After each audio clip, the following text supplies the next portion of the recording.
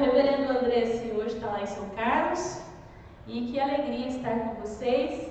Eu queria também agradecer a presença dos nossos visitantes nessa manhã. Que Deus abençoe e fortaleça vocês. Vocês se sintam acolhidos na nossa comunidade.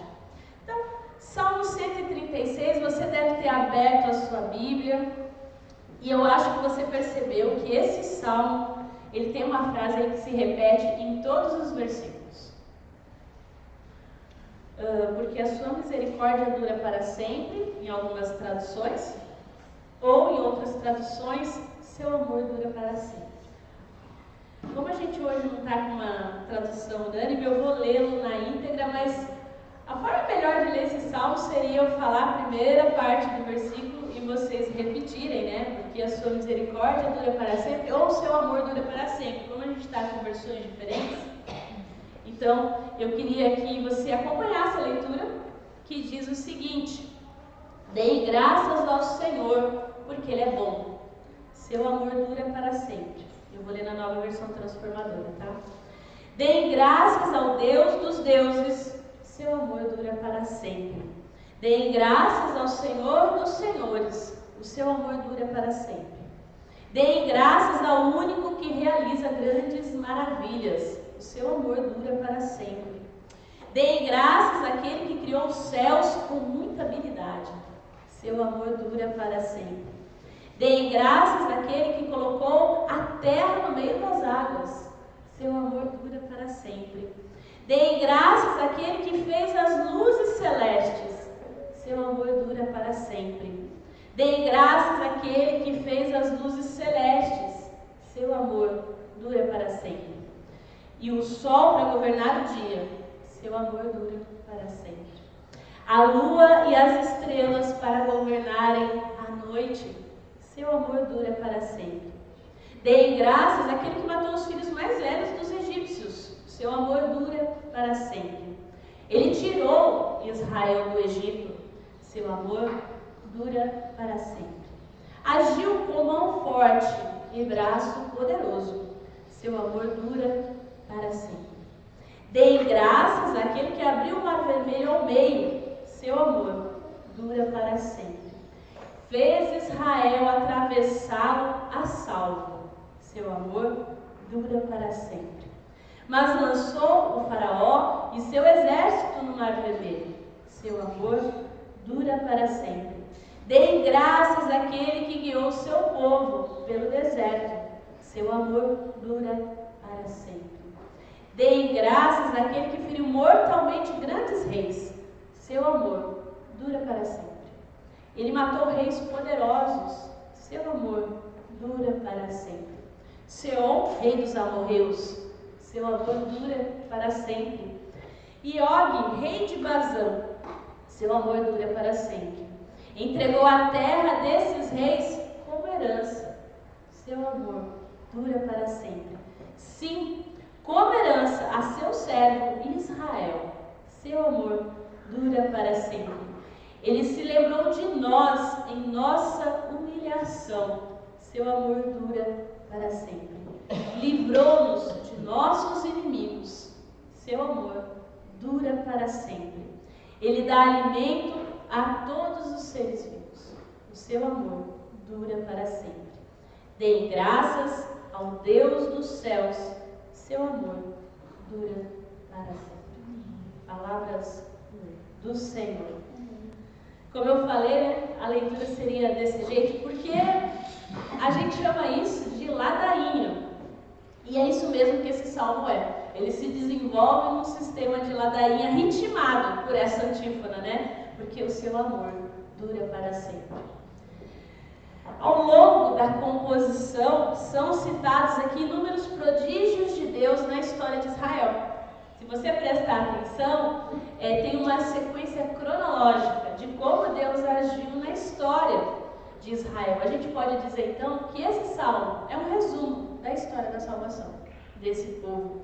É um grande hino, então, de louvor que celebra a Deus de múltiplas e repetidas manifestações da sua bondade, da sua misericórdia, do seu amor ao longo da história.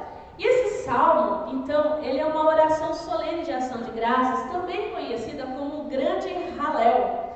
E esse salmo é tradicionalmente cantado no final da ceia pascual judaica. E provavelmente foi esse salmo que Jesus cantou na sua última Páscoa. Lembra que está lá, né? Mateus e Marcos relatam que depois de cantar os salmos, saíram para o Horto das Oliveiras. Então, provavelmente era esse salmo que os discípulos reunidos cantavam. E o horizonte desse salmo ilumina para a gente, assim, o caminho difícil de Cristo até a Gólgota, até o seu sacrifício por nós, que é a lembrança de que o amor de Deus dura para sempre. E aí eu queria pensar um pouquinho com você nessa manhã, um pouquinho sobre essa história. Porque é necessário a gente lembrar, né? Muitas vezes a gente costuma esquecer, mas um povo que não pensa e não rumina e não vive e não para pensar na sua história, como é que funciona? Nós tivemos agora o 7 de setembro. O que significa de fato para o povo brasileiro? Se a gente não tem tempo para parar e pensar, é só mais um feriado que a gente, se tiver condição, vai para a praia. Se não, fique em casa reclamando daqueles que estão na praia. Ou então, fique em casa, eu vou aproveitar para dormir, botar as minhas séries em dia. Mas ele tem um significado civilmente falando. E será que a gente lembra desse significado? Assim como na história humana nós temos uma história da salvação, a gente precisa parar para pensar, que história é essa então? Que significado é esse? E esse salmo vem trazer para a gente a memória de como Deus age na história. Depois, então, se você pegar o primeiro versículo 1, 2 e 3, a gente tem aí um tríplice ação de graças, né? Deem graças ao Senhor porque Ele é bom. Deem graças ao Deus dos deuses, deem graça ao Senhor dos senhores. A gente tem aqui uma exaltação, celebrando que Deus é aquele que realiza maravilhas. E aí a primeira das quais é a criação. O céu, a terra, os astros, um mundo criado. Não é só um simples cenário, né, que Deus fez. Não. É como Deus age de forma salvífica com o seu povo. É o próprio início do agir salvador de Deus. E às vezes a gente não se dá conta disso, porque não fala da criação do ser humano, se você prestar atenção nesse salmo. Mas o ser humano está sempre presente, porque quem é que dá graças pelo que está acontecendo? É o ser humano que está aqui. O sol, a lua servem para quê? Para nós, para nos guiar, para nos orientar, para mensurar o tempo. A gente pensa, né, aqui está tudo verdinho, né? A gente gosta de trazer à memória os tempos litúrgicos. Tudo isso é guiado pela natureza, como Deus age na história, os tempos que acontecem. Então, a gente precisa sempre parar para pensar. E aí aqui depois a gente tem a festa da Páscoa, que vai então mostrando como Deus age, não só na criação, mas na vida do ser humano, na história. Deus é o Deus da história. Então a gente tem aqui a Páscoa, que é o grande evento então de libertação do povo de Israel da escravidão egípcia. A gente começa lendo o Êxodo, e o Êxodo vai traçando essa história desse povo de forma significativa. E quando a gente olha aqui, a gente vê esse salmo repetindo isso, a libertação do Egito, o flagelo dos primogênitos egípcios, daqueles que não tinham então sangue no umbral da porta, a passagem pelo Mar Vermelho a pé enxuto, o caminho depois pelo deserto de cerca de 40 anos e por fim a entrada na Terra Prometida. Então o Salmo vem trazendo a memória de quem está ali celebrando a Páscoa, cantando esse Salmo, o que Deus fez na história daquele povo. Deus é Deus do ordinário e do extraordinário na história desse povo. E aí vem mostrar aqui como Deus intervém também de forma assim miraculosa na história desse povo, usando pessoas, orientando pessoas. Por exemplo, nós temos Moisés, que foi aquele enviado que se impôs a Faraó, revelando toda a grandeza de Deus. E aí a gente tem então a vitória, enfim, e até chegar na terra prometida, aquele povo por Deus. O poder do Senhor aqui, ele derrota o perigo também, não só das forças da natureza, e como Deus controla tudo isso, mas das forças militares. Pra gente parece que não faz muito sentido, né? Mas quando ele começa a falar aí das derrotas dos vários reis, Deus vem trazer a memória que se você tem vitória, é porque eu estou contigo, Israel. Nós não cantamos, né?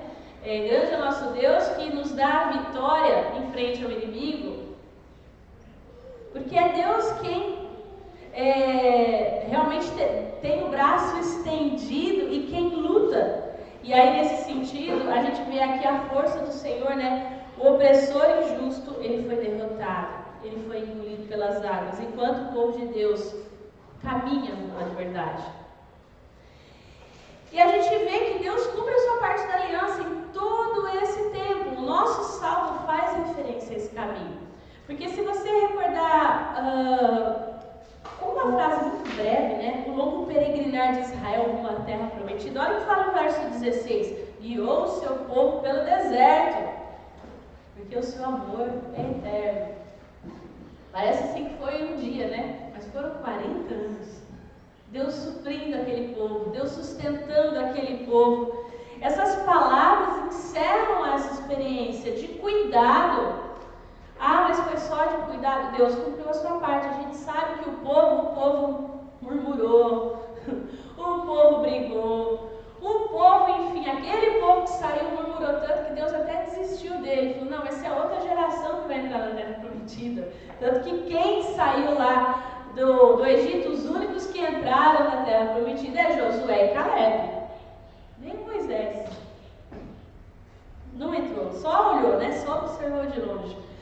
O fato é que na sucessão de maravilhas que esse salmo aqui enumera, chega um momento assim conclusivo da promessa promessa, né? Entregou as suas terras como herança, porque o seu amor é eterno.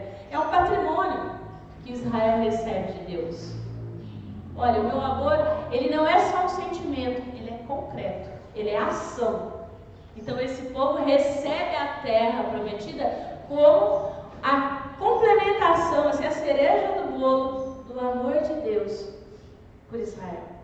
Né? Esse amor é concreto, ele é palpável, né? Então, recordar e agradecer, né? Essa é a história do povo de Israel. E a gente pode falar então da libertação do Egito, o tempo do deserto, a entrada na Terra Santa, depois os demais problemas aqui, né, que ele denota, as várias situações, a estrutura fundamental desse salmo, se você concordar comigo, é que Israel recorda da bondade de Deus e agradece. Deem graças. Deem graças. Então eu trago à memória o que Deus fez e agradeço.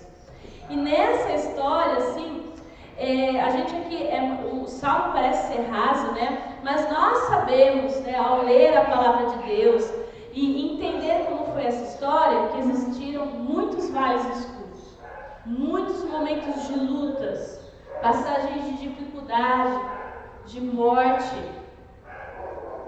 Israel recorda-se que apesar de tudo isso, Deus era bom. E que ele pode sobreviver nos momentos difíceis. Porque quando a gente vê, né, esse vale da morte, quando a gente está mal, a gente não consegue vislumbrar as coisas boas. Mas se eu exercito isso, esse lembrar e agradecer, eu começo a entender que até as coisas ruins que me aconteceram formam quem eu sou hoje. Não quer dizer que eu devo então colocar essas coisas, olha, elas foram boas. Não, elas foram ruins sim. E chorar por elas, porque às vezes a gente não chorou quando tinha que chorar e a gente vai carregando isso o resto da vida. E às vezes a gente tem que parar e pensar, não, foi ruim sim. E ressignificar isso à luz do Evangelho de Cristo.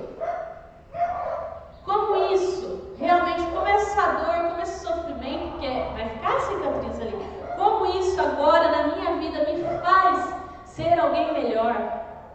Como isso me faz dar testemunho de que apesar de tudo isso, a bondade de Deus estava comigo. Eu consigo dar graças até pelo dia mau. Ter a memória, a bondade de Deus, o seu poder, a sua misericórdia é importantíssimo para a gente que caminha à luz da palavra de Deus. Porque a gente traz a memória a bondade de Deus porque tem o dia mau, tem a dificuldade. E é inevitável. A gente às vezes vivemos dias em que se promete que se você é cristão, se você frequenta uma igreja, você não vai ter luta, você não vai ter dificuldade. Não é isso que a palavra de Deus nos ensina. Ao contrário, ela diz que se duvidar vai ser mais difícil. Porque a gente sempre fala, Jesus fala, vem, entrega o seu fardo, né? Troca o seu fardo, meu fardo é leve. Só que a gente esquece de detalhe, existe um fardo. A gente falou isso na célula de jovens na sexta-feira, existe um fardo. Ele só é mais leve. Por quê? Porque a gente não carrega sozinho. Porque Deus está conosco, caminhando conosco. E a gente começa a entender que essa memória da bondade de Deus, do seu poder, da sua misericórdia, ela também pode ser uma realidade da nossa vida. Porque a memória diz, olha, Deus existe, Deus é bom, a sua misericórdia é eterna, Ele já fez isso antes, Ele é o mesmo Deus, Ele vai fazer novamente. O dia mau vem, mas Ele está contigo. E assim, talvez a gente acabe se esquecendo, mas quando a gente olha a história de Israel, ela também é uma história para nós. Muita gente acha que o Antigo Testamento já passou e que não serve para nós. Mas nós cremos o quê? Que Deus se manifestou, que Deus criou e chamou um povo para si, que é Israel. E o que a Bíblia fala? Que esse povo não cumpriu as exigências de Deus. E o que Deus faz? Envia o seu Filho Jesus Cristo para cumprir em si todas essas exigências, porque Deus é um Deus zeloso. Ele é amoroso, ele é misericordioso, mas Ele é justo, santo. São coisas que são tremendas mesmo, que a gente tem que ter temor quando a gente fala de Deus nesse sentido. Né? Também não podemos banalizar quem Deus é. Mas ele vê que esse povo escolhido não dá conta. E ele envia o seu filho, que viveu conosco, que sofreu conosco, que morreu a morte que deveria ser nossa. E quando ele toma tudo isso para si, ele compra para si um povo. E nós começamos, e a partir de então fazemos parte desse povo de Israel, por causa do que Cristo fez. Porque em Cristo nós somos adotados como seu povo. Por isso que para nós, presbiterianos, independentes, a gente acredita na unidade bíblica, porque é o mesmo Deus. E agora eu e você, que somos gentios, alunos da palavra de Deus, fazemos parte do povo de Israel. Sim, nós fazemos parte desse povo. Então, essa memória desse povo também é a nossa memória. E se Deus agiu assim com Israel, continua agindo conosco. E de uma forma muito mais maravilhosa, porque eu e você temos pleno conhecimento de todo o plano da salvação de Deus. Esse povo não tinha. Ele ainda estava vivendo de conquista em conquista. A gente vive de fé em fé, de conquista em conquista? Sim. Mas a gente já tem até um vislumbre do final. A gente já sabe que no final Cristo é vencedor. Né? Abre lá depois Apocalipse 22.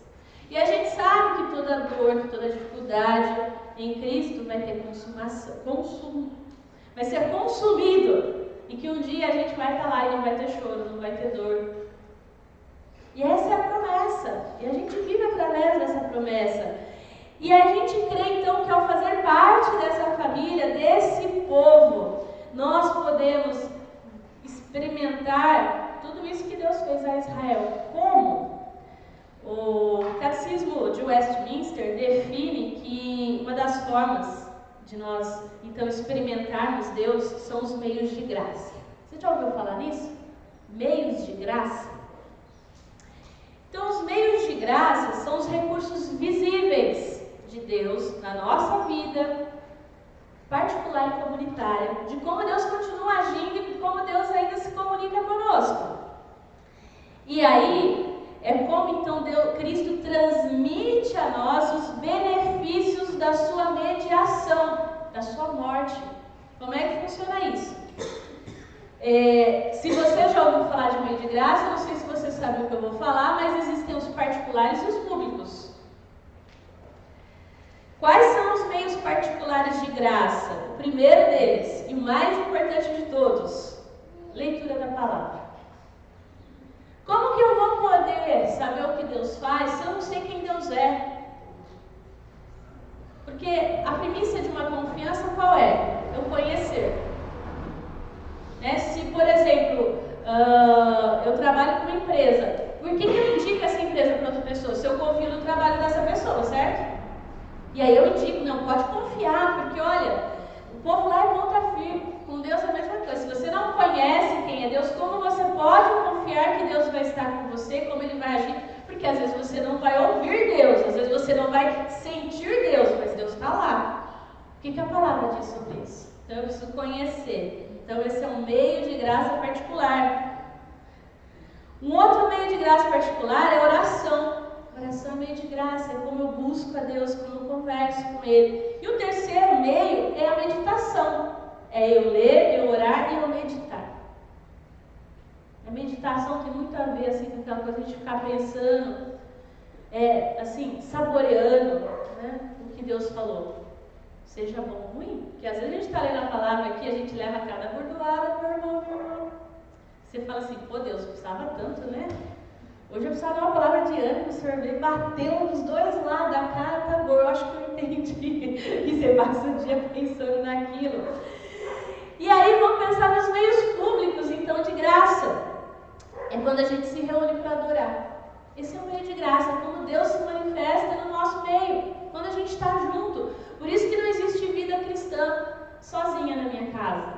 É bom, é legal, às vezes eu estou lá cansado, vou ligar a TV, vou assistir o culto lá da Catedral de São Paulo, é lindo, é bonito. Hoje não, hoje eu estou mais moderna, eu vou ouvir o Ed, René Kips, estou bem liberar hoje, enfim, como você preferir. Mas isso não é meio de graça. Meio de graça é quando a gente se reúne, quando a gente está aqui. Outro meio de graça público são as ordenanças. O batismo, que a gente deixa aqui para lembrar, né, que nós fomos chamados e fomos batizados em nome do Pai, do Filho e do Espírito Santo. E quando nós celebramos na mesa a ceia do Senhor. A gente celebra uma vez por mês. E a mesa fica aqui, e o batistério fica aqui, para trazer à memória esses meios de graça tão importantes para nós. Então, sempre que a gente se reúne, né, Deus manifesta. E tem também um quarto meio de graça público, que é a oração coletiva. Quando a gente ora um pelo outro.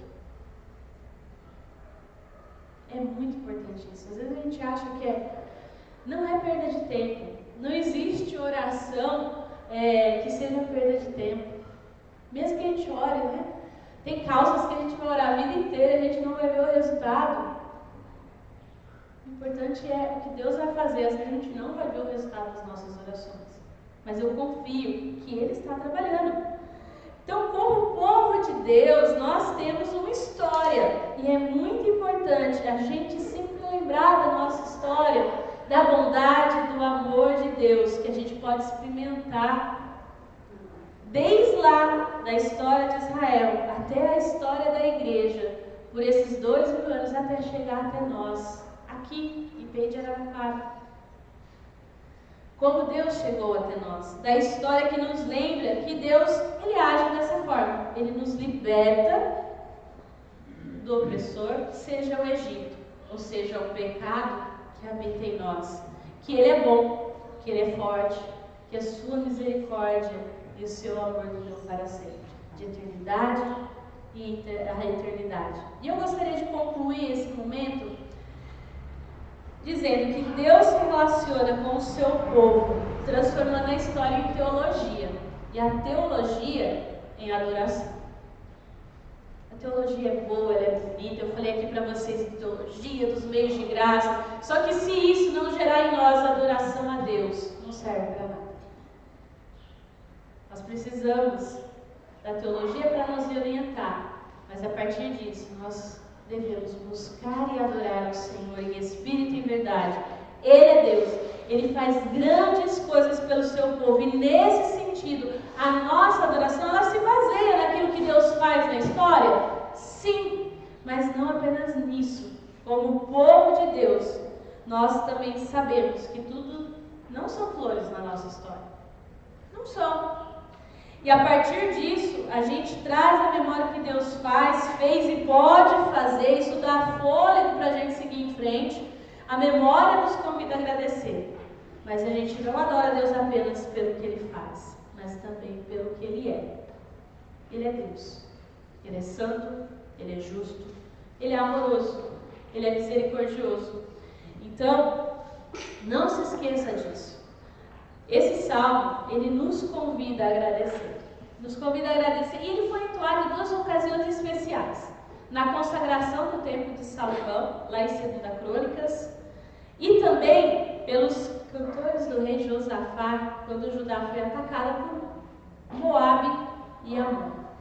O Senhor é chamado de Deus dos céus. O que indica também uma data pós-exílio. Lembra da história de Israel? Esse povo então usa esse salmo para adorar a Deus antes de ser exilado e depois. Salomão vem antes do exílio e Josafá depois. Mesmo tendo a sua história toda bagunçada, né, pelos povos à sua volta, ele agradece a Deus. E talvez você esteja vivendo momentos em que você talvez diz, hoje eu não tenho muita coisa para agradecer não. Na verdade, hoje eu estou com o coração apertado, as lutas estão me oprimindo, eu tenho dificuldade, estou passando por um momento de decisão e eu não estou nessa vibe da gratidão. Mas a gratidão, ela não se refere apenas aos momentos agradáveis da jornada, não. O louvor a Deus não diz respeito às nossas experiências positivas de felicidade e prosperidade. Esse salmo, ele inclui também vivências positivas e negativas, ocasiões de doçura e de amargura, igual a nossa vida. Então, Então, geralmente, nós temos a tendência de selecionar os momentos e os motivos de gratidão. Né? A gente gosta de guardar o que é bom. Ninguém gosta de guardar um momento negativo, até porque se a gente guarda, é o que eu falei, a gente fica arrastando, né? Mas a gente pode estar vivendo um momento ruim. E a gente precisa lembrar que Deus é Deus. Deus é Deus. E eu queria terminar com uma frase do Henry Nouwen, que é um padre. E ele diz o seguinte: agradecer pelas coisas boas que acontecem na vida é fácil. Mas agradecer por tudo em nossa vida, tanto pelas coisas boas como pelas ruins, pelos momentos de alegria e tristeza, pelos sucessos e pelos fracassos, pelas recompensas e pelas rejeições, esse tipo de gratidão exige muita disciplina. Só seremos pessoas verdadeiramente gratas quando pudermos agradecer por todas as coisas que nos conduziram ao momento presente. Enquanto dividimos as nossas vidas entre eventos e pessoas que gostaríamos de lembrar e aquela que nós preferimos esquecer, não poderemos pensar na plenitude de nosso ser como presente de Deus pelo qual devemos ser gratos. Seja na história comum, seja na história do povo de Deus, seja na sua história, na minha história, que a gente possa trazer à memória a bondade de Deus, porque Ele nos ajuda e Ele nos traz esperança na noite mais escura da nossa alma. Que a gente possa sempre valorizar a salvação de Deus na história. Israel não merecia, eu não mereço, ninguém merece, não tem o justo sequer, mas Deus nos ama. E Ele não soma crédito e Ele não soma débito.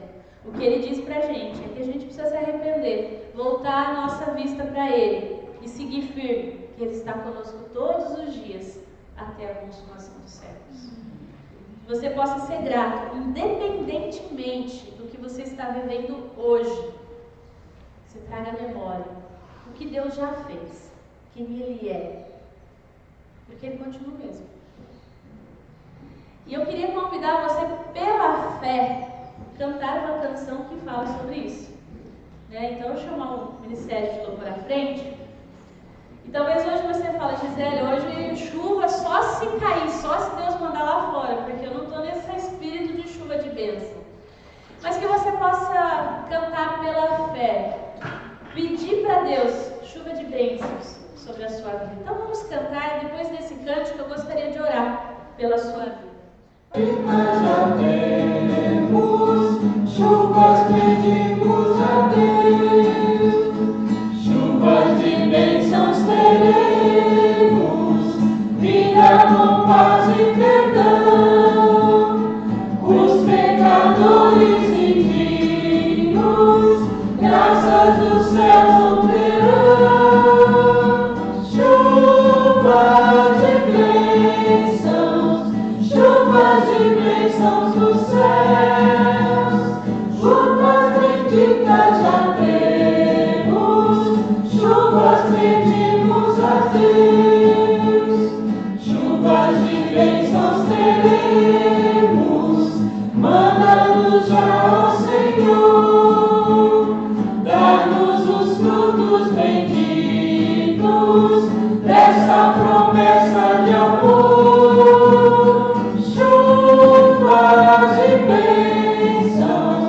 Chuvas de bênçãos dos céus, gotas benditas já temos, chuvas pedimos a Deus, chuvas de bênçãos teremos, chuvas mandadas dos céus, bênçãos a todos os crentes, bênçãos do nosso bom Deus.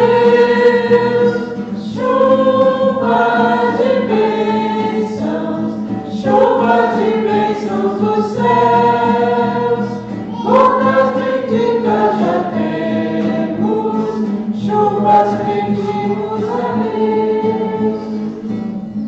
Amém, Senhor. Nós pedimos nessa manhã chuva de bênçãos sobre a vida de cada uma que aqui está nessa manhã, Senhor. O Senhor sonda e conhece o nosso coração, ó Pai. Sabe que muitas vezes nós dificuldade de agradecer pelo mal que acontece conosco. Mas nessa hora nós apresentamos o nosso coração e pedimos a Deus ser misericordioso conosco. Que esse mal seja ressignificado por Ti. Agradecemos pelo bem que recebemos, pelas bênçãos, Senhor, que podemos desfrutar, que não são poucas. Porque quando nós paramos para pensar, que grande bênção é sermos salvos por Cristo Jesus, sermos alvos desse amor que dura para sempre. Que grande bênção fazer parte desse povo, Pai, de Israel, sermos chamados de Teus filhos e Tuas filhas. Nós somos gratos a Ti, Pai. Por isso, Senhor, nessa manhã, pelo que Cristo fez por nós, eu peço a Ti, Pai, seja sobre cada um que está aqui nessa manhã, Senhor, sobre cada coração que tem andado, Senhor, angustiado, que tem andado apertado, ó Pai, ao longo dessa semana, que tem andado em dúvida.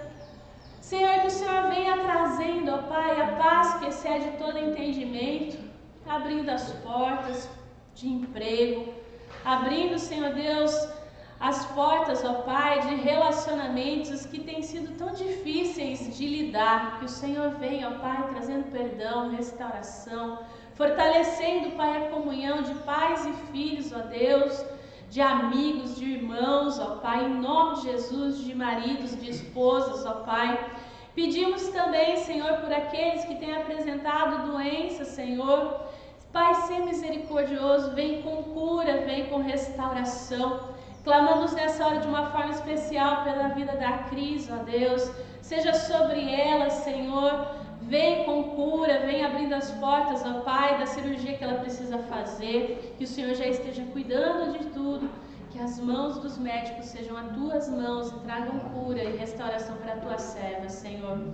Pedimos a Deus também por aqueles e aquelas que têm andado, Senhor Deus, doente há vários tempos, ó Deus. Que o Senhor seja misericordioso. Cuida da saúde dos Teus servos e servas, ó Deus. Vem com cura, vem com restauração. Seja sobre essa igreja, Pai, que se reúne aqui em Araraquara. Obrigada, porque ela é o meio da Tua graça, de estarmos aqui, Senhor, reunidos, louvando, adorando a Ti, buscando ao Senhor. Seja sobre nós, sobre essa igreja, de forma poderosa. Seja com o reverendo Andresse, com o conselho, com a diaconia. Pedimos também, Senhor, pela igreja de São Carlos, de Ibaté, que o Senhor fortaleça cada um de nós, para que nós possamos, ó Deus, ser instrumentos Teus nessa cidade.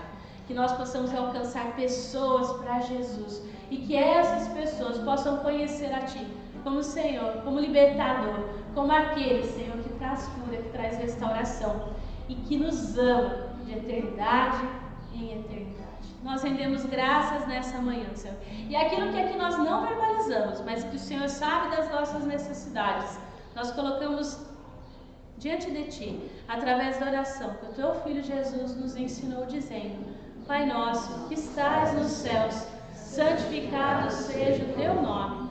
Venha o Teu reino, seja feita a Tua vontade, assim na terra como nos céus.